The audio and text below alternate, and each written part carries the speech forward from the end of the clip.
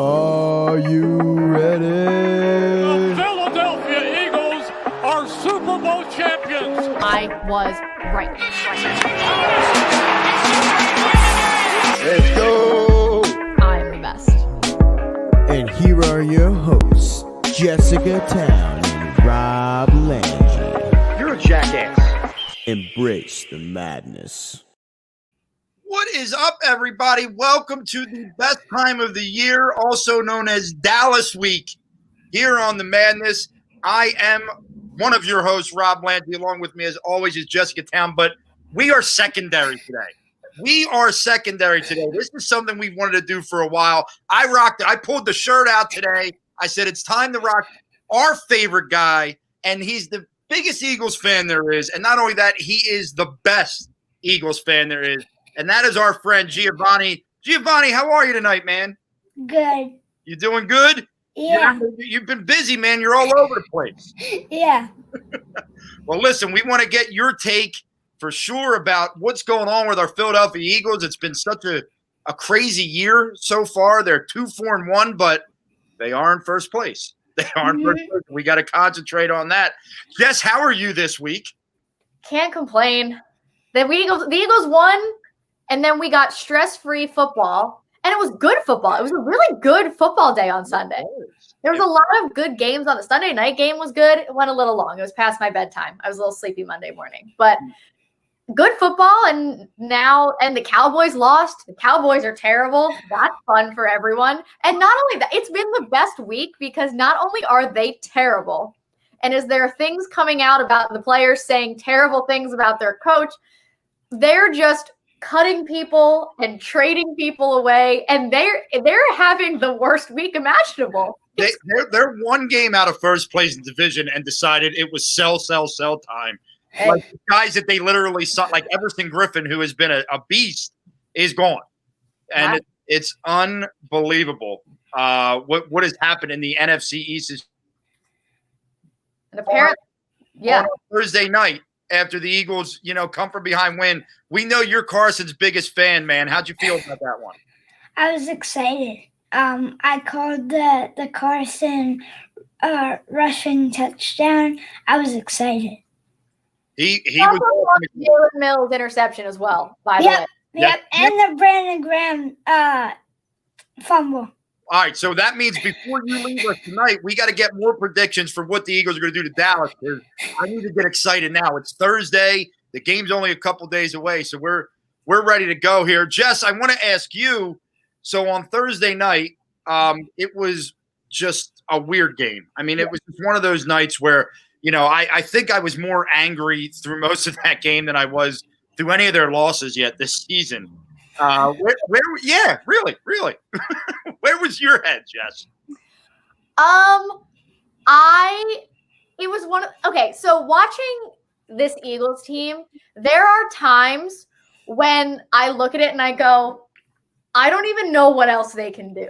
Like, you look at the offense started off great, started off fast, go right down the field and score. And then Carson is just running for his life and they can hardly get a play off because the offensive line is playing so poorly.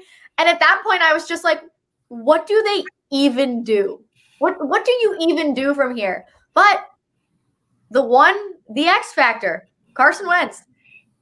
Since they tied the Cincinnati Bengals, which, by the way, Doug's out here playing chess, not checkers, because that puts us in first place in the division. You're smart, let me tell you. Oh yeah, biggest genius on planet Earth. I mean, Carson? And Giovanni, we talked about this earlier this week. Carson Wentz just putting the team on his back. It's unbelievable. Now I know Giovanni. I know you're Carson Wentz's biggest supporter, unwavering. And I'm a close second to you. I do not waver on support for this man. But you are the most positive human being on planet Earth. It's why I love you so much. When you watched him play, especially through the first 3 games of the season, where was your head and what were you thinking that he needed to do or what was going to turn that around for them? And did you ever have a doubt in your mind that he was going to be able to turn it around to get them back to first place so early? I never had a doubt, but I was scared. And I think Doug was using him wrong. And then I think that they talked and they figured it out. Just like this Eagles team does. And listen, Giovanni, we said everyone loves you. Not only do they love you, Giovanni, they love you more than me. All right, this guy right here, Chris Dye, the Painted Lines. That's who covers our shows, the Painted Lines. This is one of the big wigs at the company, and even he thinks he's cooler than me. So I don't even know what to say now, but I'm okay with it. As long as it's not Jess cooler than me, I'm okay. Giovanni, you're allowed to be cooler. Jess, no, I can't let you be cooler than me. Because I don't know how to tell you this, Rob. But no, stop it now. Stop it. But yeah, listen, I could have used some of your guys' positivity on Thursday night because after the Giants went up 21-10 and there was 6 minutes left, I was watching the game out on my deck. So I was like, you know what? That's it. I shut it down. I came inside. I sat on the couch and I got on my phone and I'm just, hanging out here. And then a friend texted me and said, oh man, I can't believe the guy caught it. So I was like, but I gave up. I gave up. I turned the game off. I turned the game off. Do not know after how many years of being a Philadelphia sports fan, the game is not over until that clock hits 0. It was so bad. They just you know what else was bad? The Miracle at the Meadowlands Part 2. Did they come out with a dub? But Daniel Jones ran 85 yards on one play against them. When that happened, I figured, that's wrong. Himself. But they scored. I was nervous. But he tackled himself. He did. Giovanni, when did you think that the Eagles were going to be able to come back in that game? When was the point where you said, you know what, we're going to win this one? I didn't. I watched a little bit of the game. I didn't see the whole thing just because I went to bed. But when I went to bed, they were doing pretty good. And then I woke up the next morning. I go on social media, and this Daniel Jones is falling over nothing, and I'm just laughing for 5 minutes straight. Did you see, Giovanni, did you see the tweet that had the video of the win percentage, and it was going up, and then dropped off, and they put Daniel Jones running on top of it? Yeah. I saw that. I went to bed that night, and I saw it, and I was laughing so hard and trying not to, shake the bed so my dog woke up. I was trying so hard not to scare because I was laughing so hard. I mean, let's talk about the defense in this situation, though. The defense, I feel as though, has not put together a complete performance this season. The closest thing was against the 49ers. And even that was a little bit questionable, and the offense had to do some things to bail them out at certain points. What is going on with this defense, Gio, and how do they fix it? I don't know if it's just the coaching. I don't know if it's Jim Schwartz or what it is, but I think that after this Dallas game, after watching this game, I think that the defense is going to do good. Fair enough. I hope so, and I agree with you, Gio. I think Jim Schwartz is the guy that's got to be called to question here because they're still doing this, making those same mistakes. They're putting guys out there that maybe shouldn't be on the field instead of other people. Shouldn't be on the team at all. Shouldn't be on the team at all. Nick Gary. Yeah. This is perfect. This is what I love. Nick Gary hatred. No. But yes, Nick Gary probably should not play for a high school football team right now. But that's neither here nor there. But there's been put him out there. It has been frustrating to watch the defense. So when the Eagles go down and they run that awful 4th and goal play where they throw a fade to a guy who has 0 catches in the NFL, so you're frustrated about that, but you're thinking, all right, well, the Giants still have to go 97 yards. Well, they do, and they score.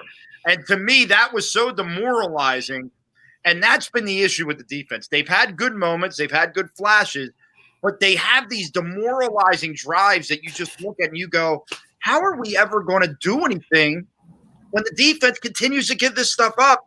And that, to me, is all on coaching at that point.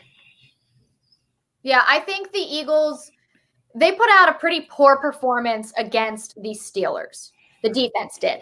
And I thought that Jim Schwartz obviously got a lot of crap that week, especially for putting Nate Gary. I mean, it's a defensive package that he put out there that a guy like Ben Roethlisberger is going to see immediately and take advantage of. And that's exactly what they did. That's why they won the game.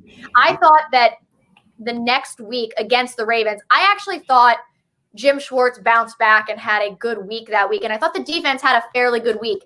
Other than those couple plays in there, obviously, Lamar Jackson's rushing touchdown for 37 yards or something like that. That was obviously, he was bound to break one of those off at some point. But other than that, they held them to lengthy field goals for the majority of the second half.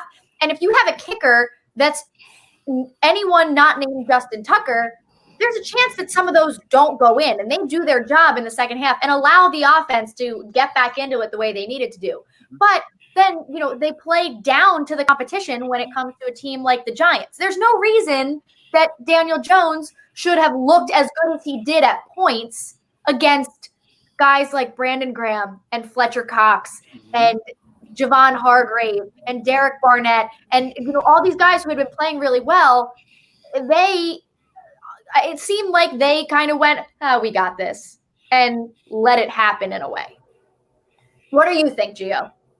Yeah, I don't think that they played the best to their ability, but, we'll see against Dallas. Maybe they'll change it. Maybe they won't. Well, Giovanni, I would like to point something out to you. Let me put the comment. I know what you're going to do, and let me just say to Giovanni first. Giovanni, please do not hate me.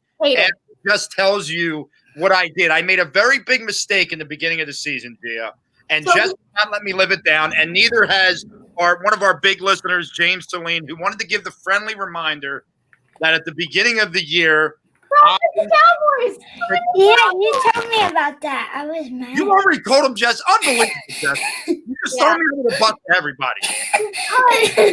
One, it's blasphemous. Two, dumb. Look, D-U-M-M, dumb. I had a moment of weakness, and it's also why here's the Madness Coolness rankings now. Giovanni's at 1. Yes. Jeff is at 2. Yes. Jeff's dog Nola is at 3, and I'm coming in at 4 now. Yes. I mean, this is okay though. We have to throw in Giovanni's cat, Carson. He goes in there. He's number 1. He's number 1. Carson is number 1. Yep. Basically based off of his name. I deserve all of this, okay? I made a mistake. But if you remember, Jess, I did say in the moment, I have never wanted to be proven more of an idiot in my life than I do right now. And congratulations. You are the biggest idiot. Yes, it has happened. So see, I get a round of applause for that one. I'm okay with it. I will admit this wrongness. And now, here we are, right? 2-4-1 Eagles, 2-5 Dallas Cowboys. Dallas has cut everybody. They're starting a kid from James Madison University who sounds more like a guy that would have been on the show Jersey Shore than an NFL quarterback. But I still sit here today, and, you guys both said it. And Giovanni, I want to get your take on this. The Eagles seem to play down a little bit to competition.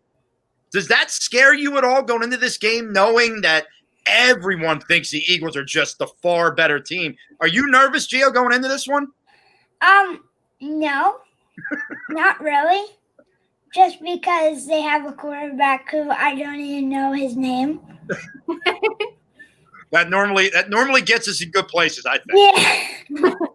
It only works when you don't know the name of the people on the Eagles. That's the only time that no names happen to work out. You got Jason Kroom, Travis Fulgham. That's the only time it works out. Quarterbacks for the Cowboys, not so much. We all know Travis Fulgham now, though, as he continues. And I've said this a couple weeks ago. What I've loved about him is Carson trusts him, I think, more than anybody on that field, because he throws those balls that maybe he had been a little tentative to throw to other guys because he believes Travis is going to go and get him. And I think that's really, really big for Carson Wentz's confidence. Yeah, that's the kind of trust he had with Alshon the year they went to the Super Bowl. So, well, let me pose this question to both of you. So, Gio, let's get your take first. So, Jalen Reagor, coming back from injury, looks like he's going to play on Sunday, which is super exciting for so many reasons. The coming back so quickly from the injury, getting that first round draft pick back and hoping he can get that spark back into the offense, the speed he has. Who are you? So I think one of the questions that's been asked at this point is, everyone's played fairly well in the absence of the Deshaun Jacksons, the Alshon Jeffries, and, obviously Jalen Reagor as well. And then when you lose Dallas Goedert, you lose Zach Ertz. The Travis Fulghams, the John Hightower, who stepped up last week and finally caught that long ball, they have stepped up to play really well. Greg Ward and been catching balls for Carson Wentz and not constantly dropping them, as we've seen happen at times. That was one of the positives of last week, was the wide receivers not dropping balls. I know, Doug's touched on this a few times and the question's been asked, but obviously, someone's reps are going to go down with the insertion of another player. If you are Doug Peterson, whose reps are you taking away to make sure that Jalen Reagor is able to get in there because he's your first round draft pick? Hightower. Okay. Why is that?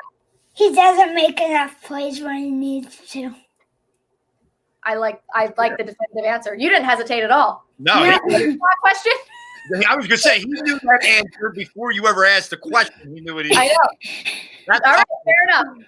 That's Rob, going to make me change my vote, but I'm going to go, and I mean, not that the guy's getting on the field that much anyway right now, but I am all done with JJ Arcega-Whiteside at this point.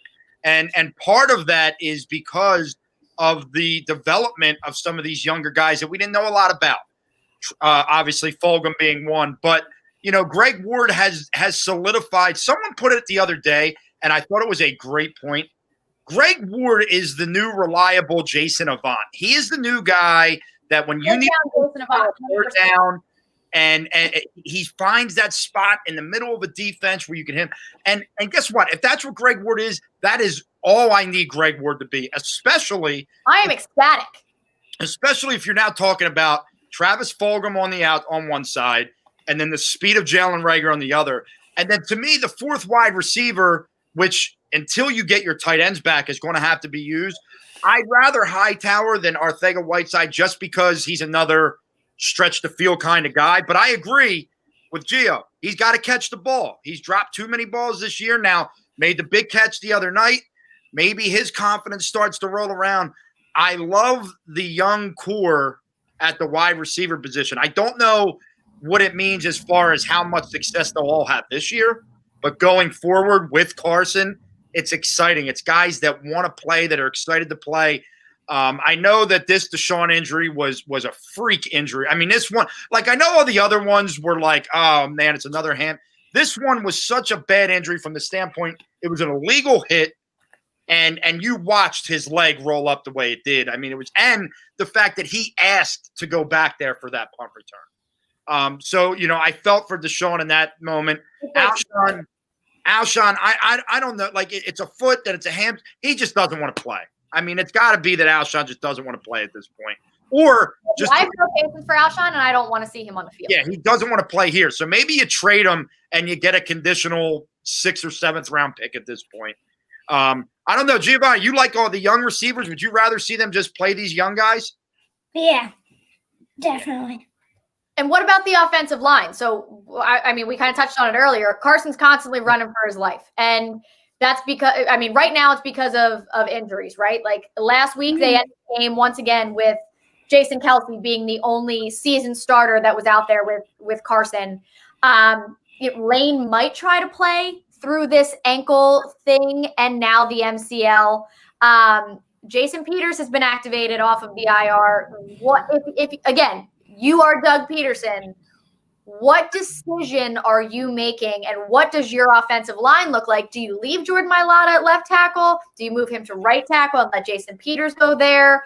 Do you put Jason Peters at guard, assuming that Lane Johnson's going to play, or do you let Lane try to get healthy through the bye week? What are you doing to try to do your best to protect Carson Wentz? Let Lane rest. Let him recover. Because as you guys saw in the last game, he came out and then he went back, and he's not 100%. And we gotta let him get there. Okay. And what about at left tackle with the whole Jason Peters, Jordan Mailata? What are you thinking? Do you let Jason Peters go back in there, or do you let Jordan Mailata roll with what he's got going? I like Jordan Mailata. I think we keep him there. Yeah, I'm with you. I tend to agree with that, and with everything. First of all, you have the bye week after this game, so there's really no reason to rush Lane Johnson back this week. I think you let him sit out this week, sit out the bye week. You come out of the bye fully healthy, hopefully ready to go. So that's the first thing I would do. Secondly, I don't know how you bench Jordan Mailata right now, because he's been the most consistent on the offensive line, and I know that they're saying, well, maybe what they'll do is if you're resting Lane, they'll move him over the right tackle because he played there this summer. I'd rather not mess with a good thing. And Derek Gunn, who I know, Gio, you talked to him a couple weeks ago now. Derek Gunn said this week he's hearing that there's a chance that what they do is let Jason Peters play left guard so that he stays on the left side because – and Jess, you remember from way back in week 1 when we had Trey Thomas on, he talked about the left side versus the right side being a bigger difference than guard to tackle. And if you could keep Jason Peters on that side, well, now you might have just solidified that left side of the line. Now maybe you have a really strong blind side to Carson Wentz, which I think he would really enjoy, because he can't enjoy being hit as much as he is. And he's not – by the way, to everyone who wants to call him injury prone, this guy has taken a beating this year. I mean, these hits haven't been like little hits. He's getting crushed. And every time he picks himself back up, and dusts himself off and goes and plays football. So stop with the injury prone on Carson Wentz. He's had some freak injuries, and guess what? If he continues to get hit like this, the chances of that happening is always greater. Pretty good. Yeah, it doesn't mean he's injury prone. Who else cringes when he runs into the end zone from the 3-yard line? Who else? Yep. Okay. You know what I cringe? I cringe on? When you run a 2-point conversion and you decide to try and run a quarterback read option draw for the second straight week, Doug. Doug, you are going to make me lose my mind. You did it earlier in the same game. I don't. It hurt 2 quarters prior. And then bring up that dumb comment for a second. Which one? The dumb one. There's a lot of them. The dumb one. There's a lot. Hold on. Which one? Oh. The first one. The one that led off this dumb conversation that's happening in our comments right now. The dumb one. Oh, this one? Yes. Have you ever seen anything dumber in your life? Giovanni, get angry. Let's hear it. What are you talking about, sir? Why? For why? For what? Oh, okay. Well, now he comes down to saying if the Eagles have the big lead. Well, listen, if they have a big lead with that. No, if they're up 35-3 in the fourth quarter with 12 minutes left, go ahead, absolutely. But you can't say first half, second half, especially in this town where these idiots out there who still think Jalen Hurts should be playing, which I don't understand why. Jalen Hurts, every time he throws the ball, has thrown an incompletion. He threw one completion. Which that's the other thing. When the Eagles go for 2 to go up 3 the other night, they bring Jalen Hurts in to throw a pass. Even though Carson Wentz is throwing dimes to people, Doug says, let's bring Jalen in and have him throw.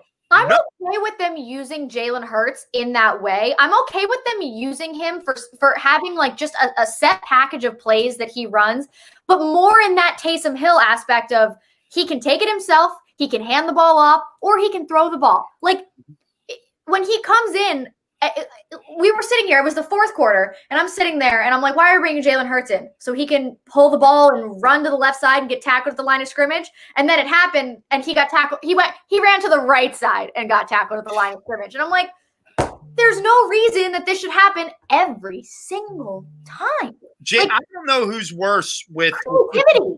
I don't know who's worse with 2-point conversion plays anymore. Doug Peterson or Giovanni. This was a name before your time, but I'm sure you've heard of Rich Kotite. Has your mom ever talked to you about Rich Kotite? No. All right, so he used to coach the Eagles a long time ago Before I was born, too. Yeah, it was before Jess. Yeah, Jess is a young one, too. But he coached when they first started doing 2-point conversions. And he had a chart, right? He had a chart with 2-point conversions on it. And he didn't laminate it. So they played in the rain against the New York Jets once. And the rain washed away his whole chart. And the Eagles needed to go for 2 at the end of the game. And they couldn't come up with a play because he lost his chart and they lost. So I don't know who's worse. That guy or Doug with the plays he's calling. I probably would have rather. Conversions are bad. What? 2-point conversions are bad, and I don't know why. I don't either. And when you say I ran out, that upsets me, as he did 2 weeks ago, that he ran out of 2-point conversion plays. I also can't figure out the use. If you're gonna bring Jalen Hurts in, please, for the love of all that is holy, take Carson Wentz off the field. Let's see. I noticed when the other day, Carson's lead blocking, and he picked his leg up before his leg got rolled up on. And I lost my mind. I agree. How do you feel when you see Carson Wentz out there blocking? It's so scary. We don't want to see that. I do. I tell you what would be cool. A Jalen Hurts to Carson Wentz touchdown pass before the end of the year would be awesome. That would be great, but I'm going to need with the beating that Carson Wentz is taking, if you're going to put Jalen Hurts back there under center, let the man take a play off with no contact. Yeah. But just let him breathe for a second, like not get hit, not have to block, not potentially get his ankle rolled or his wrist, twisted or his finger jammed. Because in true Eagles fashion, it'd be like, oh, Carson Wentz is nursing a jammed finger because Doug made him block on that play. Lead block for Jalen Hurts. Can you imagine? I would lose my mind. Listen, I don't want to see him blocking either, but as this guy says, it once again shows you the competitive nature of Carson Wentz and just who he is as a player. And that's why we love. And finally, as Gio said, I think that there was a talk between Doug and Carson because all of a sudden Doug is letting Carson Wentz free. He's letting him play Carson Wentz football. And ever since that happened, you've seen the better Carson Wentz there, which I think is what we want to see. We haven't seen him like that since 2017. Oh, you're right. He hasn't been truly himself with receivers that he trusts since 2017. 2018, he was still nursing that ACL, and the mental aspect was still there big time. And we could all see it. He just wasn't himself. Then last season, he looked like himself, but you had the Josina Anderson reports. You had all the different drama that was coming out of the locker room, and you had everybody getting hurt, dropping balls. It was a whole thing. He finally has now had – the receivers have been hurt, and they've been injuries left and right every week. But he's played the last, 4 or 5 games with the same group of receivers at this point. They're getting some chemistry in there. Sure, the offensive line's been bad, but he's got the same receivers, and they're running the right plays for what Carson is good at. Yeah. Getting out of the pocket, rolling. And, I want to ask this question for this game, too. And, Gia, you found out was it today that you found out that you're going to be in attendance? That's awesome, man. Yeah. You right? What did you got a video from Swoop? Yeah. Look, see, this guy, man, he got the video from Swoop. He's going to the game. It's going to be a beautiful thing. I didn't know my name. And Swoop, see. That's probably the coolest thing ever. It is the coolest thing ever. Like, 100%. That's outrageous. But I'm curious, Giovanni, other than Carson Wentz, what one player are you going to be watching to make a big impact on the game? Travis Fulgham. I hope so. I have him in fantasy. I could really use a yeah, I do too. There you go. Those Dallas corners are bad. Bad. Man. You know what's funny? I did a show earlier in the week, and there was a guy that is a Dallas fan on the show with us, and he was talking about Jalen Smith, the linebacker, Yes. and he said Jalen Smith is probably the worst linebacker in the NFL. To which I said, not so fast, my friend. He is the second linebacker in the NFL because the first result. Don't take that away from us. We have the worst linebacker in the NFL. Who, by the way, got a sack last week. And came up like this.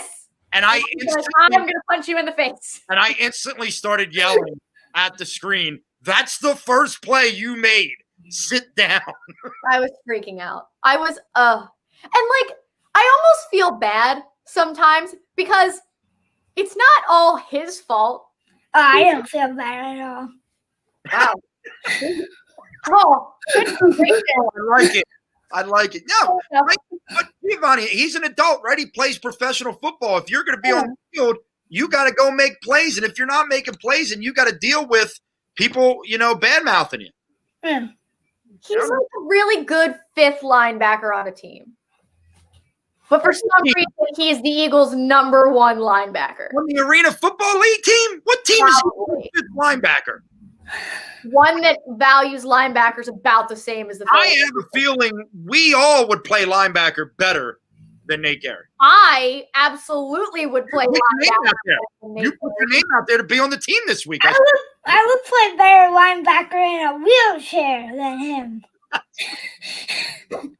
I think we need to end the show right there. We're not going to be able to get past it. There's no other quote we need. I'm going to tell the Painted Lines right now. You better use that. When you post a little clip tomorrow.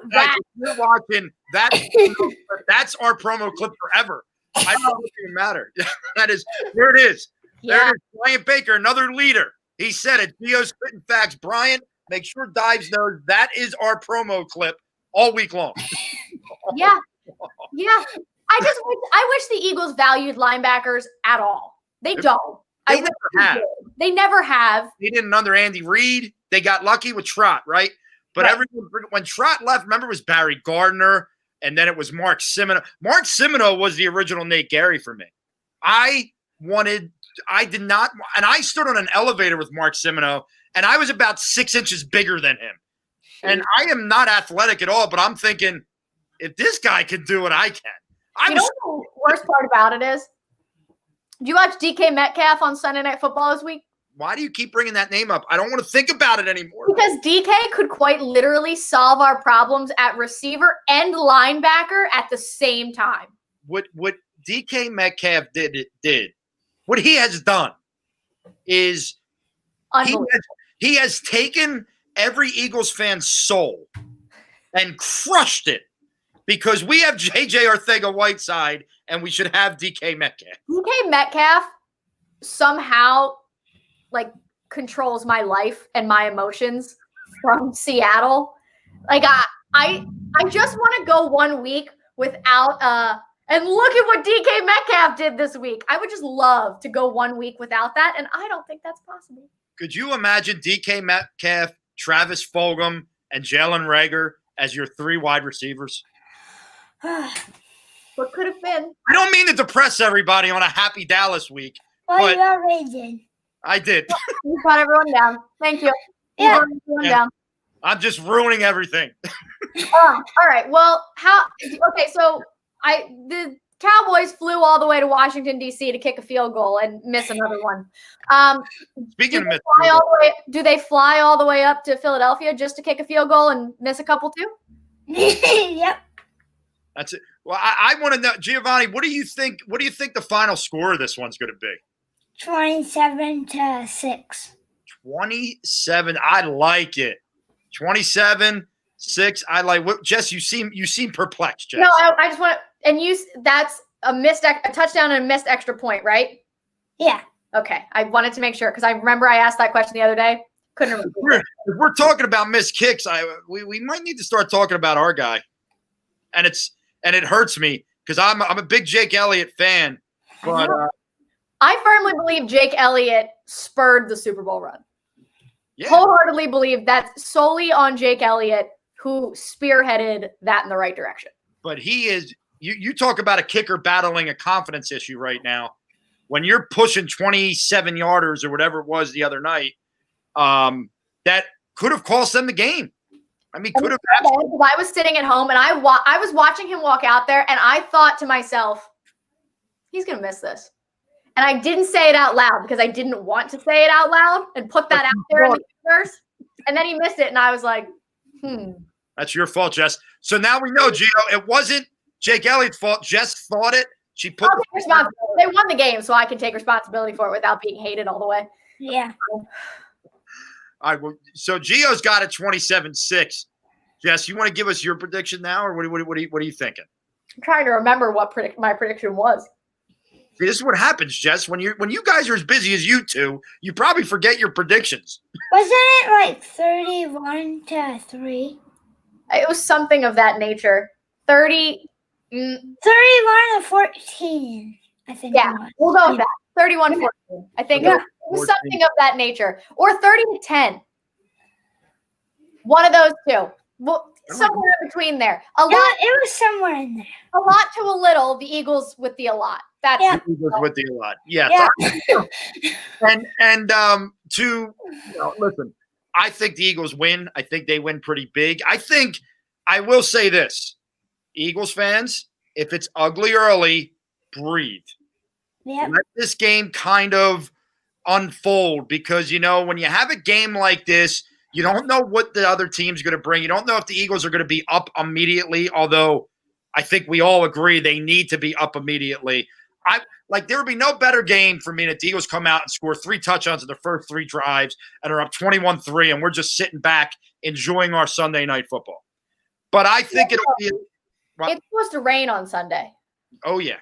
And that's why I think it's going to be a little bit ugly early, but I do think the Eagles will stretch it out late with those good third and fourth quarters that they've been having. And I'm going to say the Eagles end up putting up a lot of points. I think the Eagles put up about 34 to 37 points. And I think they win like 37. I'll give 14 because I think they're going to be up late so that there might be one of those late Dallas touchdowns that really don't matter. So I'm going to go with 37. Backup quarterback. They brought a Cooper Rush back. So he will be the backup. He will be your backup quarterback on Sunday. Maybe their offensive coordinator, Brandon Weeden, who was, by the way, someone told me this stat, the last left-handed quarterback to throw a touchdown pass. And it was also something when the Eagles, the last time the Eagles played a quarterback that was in there playing their NFL debut as a starter. It was Brandon Weeden. It was Brandon Weeden. So let's hope, because I don't even remember that game, so I got to think Brandon Weeden did not play well. Let's hope No, he beat them. Brandon Weeden did? Yes. That was my point. Oh, God. Jess! Sorry. Hey. Carson Wentz was not the quarterback then. Okay. All right, that's true. And so Gio, you're going to be in attendance, rooting this team on, man. Just tell us a little bit. How excited are you to be back at the link and for the Dallas Cowboys? I'm so excited. I missed it so much. I'm gonna go there and I'm just gonna be like frolicking through. I'm gonna be like, yeah. I do. I miss the link. I do. Yeah. I do too. It's not the same watching at home every week. It just hasn't. I thought I'd be okay with it, but outside of the one game where my little Luca was watching with me, it hasn't really had the same energy for me. I've been a little bit calmer, I think, actually, which, Jess, maybe that's not a bad thing for me. It's probably not a bad thing for your blood pressure. No, maybe.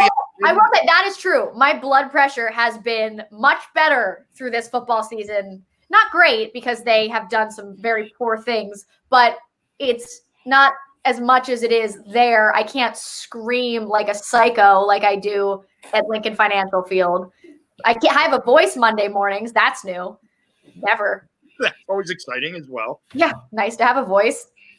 Giovanni, you going to have a voice on Monday morning or what? What do you think? No. Not. I'm gonna join my Zooms. My teachers are gonna be like, "Why are you not talking?" I'm like, "Because I physically cannot." If I were you, I would just send them all a message. So I'm a teacher, and if you sent me a message and said I can't talk, I was at the Eagles game, I'd say go Birds, and we go on with the lesson. That's how I think you can handle it. But Giovanni, why don't you tell everybody out there where they can watch your podcast and when you air that and all that stuff? Philly Sports with Giovanni on the Eagles Brawl. Tomorrow we're actually doing a giveaway of a Travis Fulgham jersey, and some Philly Sports with Giovanni merch.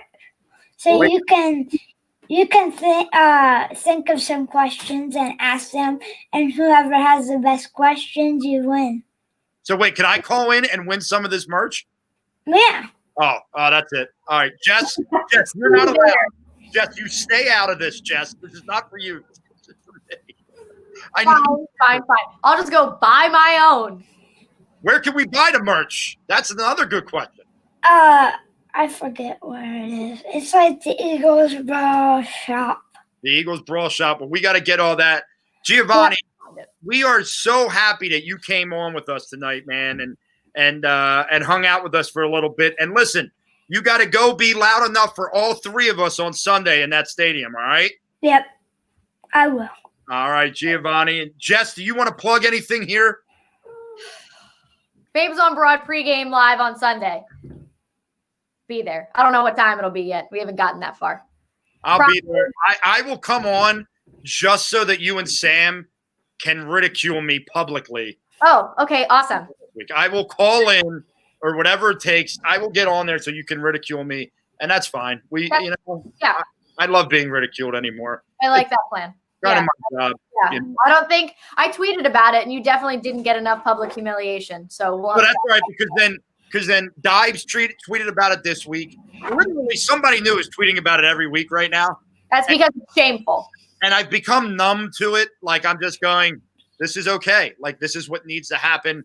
I've lost my mind. You should feel terrible about yourself. And it does. It does. I do. I feel awful. And now that Giovanni's telling me to feel bad I definitely feel awful. You should. That's all right. But listen, so want to thank the Painted Lines. It's where you can catch the Madness. You can catch me on Party on Brawl with those guys. Little off Eagles topic, but a lot of Sixer stuff coming out as the Sixers are building a franchise right now. They are building a franchise. What's the process, people? It's exciting. The process kind of took a detour, but they found their way back. So we're okay there. So make sure you're checking us out on Party on Brawl. Make sure you check us out where you can find any of your podcasts. Go check out our man Gio. There's no better podcast. There's no better Eagles fan. I'm telling you right now, you will not be disappointed. So for Giovanni, for Jess, for me, everybody have a great week. Go Birds. Dallas sucks. Yeah. Embrace the madness, everybody.